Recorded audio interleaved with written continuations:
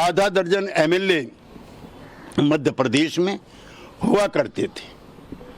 हरियाणा में, पश्चिमी यूपी में तमाम लोक दल का राजकाज हुआ करता था, लेकिन कांग्रेस पार्टी का नेतृत्व सबको नीचा दिखा करके इसको हड़पना चाहता है।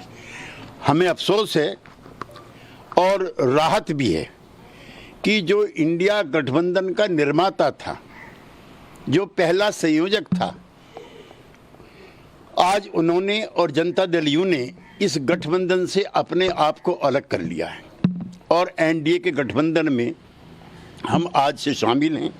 27 सितंबर 2022, अब से 1.5 साल पहले, चौधरी देवीलाल जी की जयंती थी हिसार में। उसमें मैं भी नीतीश कुमार जी के और तेजस्वी यादव जी के साथ उपस्थित था।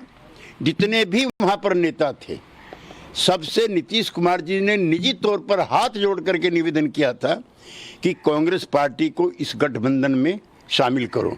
हमें अफसोस है कि हमने कांग्रेस पार्टी को देश की राजनीति में एक्सेप्टेबिलिटी दिलवाई। ये पार्टी अछूत हो चुकी थी। आम आदमी पार्टी, ममता बनर्जी की TMC, Samajwadi party of Akhilesh Yadav और के चंद्रशेखर राव की पार्टी, इन सब ने गैर कांग्रेसी, गैर बीजेपी मोर्चे बनाने के प्रयास किए थे। इसी प्रस्ताव को लेकर के चंद्रशेखर राव पटना गए थे नीतीश कुमार जी को समझाने के लिए, उनको अपने पक्ष में लाने के लिए।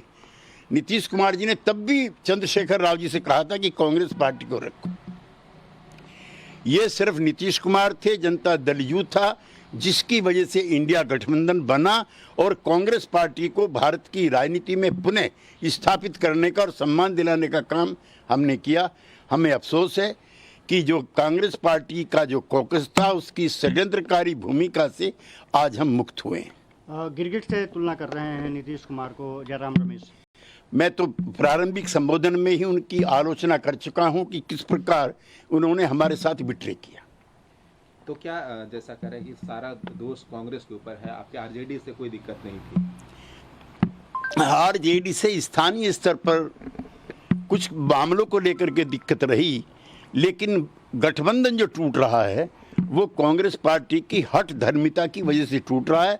और मैं अपने राजनीतिक अनुभव जो मेरा 50 साल का है, उसके आधार पर मैं कह सकता हूं, इनका गठबंधन ना टीएमसी से होगा, इनका गठबंधन ना सपा से होगा और बहुत दिक्कतें आएंगी महाराष्ट्र में भी और तमिलनाडु में। तो जो ये सारे कंसर्न्स थे कांग्रेस को लेकर के, तो जब मीटिंग हुई थी तो काफी दिन बीत चुका है, कभी क्या कन्वे नहीं किया गया था नीतीश कुमार के द्वारा या आपकी पार्टी? उनका काम करने का एक भिन्न तरीका था। सितंबर के बाद वो 4 महीने के लिए फिर गोल हो गए।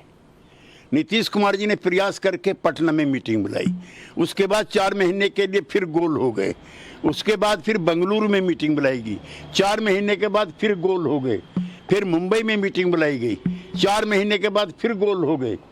तो उनका काम करने का एक तरीका है कि जो गैर कांग्रेसी दल कांग्रेस के साथ काम करना चाहते हैं, वो कांग्रेस की शर्तों पर काम करें।